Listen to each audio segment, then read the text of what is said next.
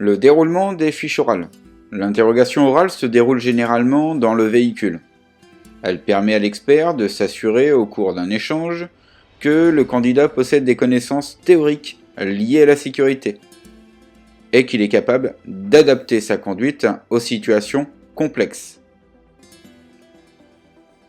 La notation. Si vous avez l'ensemble des connaissances qui sont acquises, vous aurez 3 points.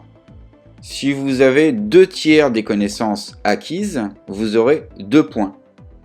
Si vous avez 1/3 des connaissances acquises des fiches orales, vous aurez que 1 point. Et si vous avez moins d'1/3 des connaissances concernant les fiches orales, vous aurez tout simplement la note éliminatoire. Fiche orale numéro 9. Éco-conduite et conduite citoyenne. Éco-conduite, règles de base, et conduite citoyenne, bruit et pollution. Éco-conduite. J'ai conscience que l'éco-conduite est importante pour l'environnement, mais aussi pour des économies de carburant et de matériel. Règle de base. Je dois changer les vitesses à bas régime. J'utilise les options économiques pour les boîtes de vitesse automatiques ou robotisées, et je dois bien connaître mon véhicule et utiliser le contour. Sur autoroute, rouler plutôt à 80 qu'à 90 km/h pour une faible perte de temps et une grosse économie de carburant. J'anticipe, je dois bien gérer l'élan du véhicule et savoir lâcher l'accélérateur. J'anticipe le trafic et je conduis avec souplesse. Je dois également veiller au bon entretien de mon véhicule. Je ne fais pas tourner le véhicule à l'arrêt. Je pars doucement le matin pour faire monter mon véhicule en température. Tous les organes du véhicule doivent chauffer avant d'utiliser son véhicule au maximum. Conduite citoyenne. Bruit. Pour ce qui est du bruit, je dois prendre des précautions.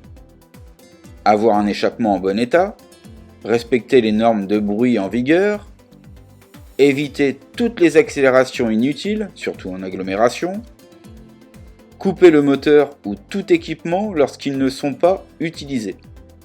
En cas de bruit excessif, ou si je dépasse les normes, je risque des sanctions.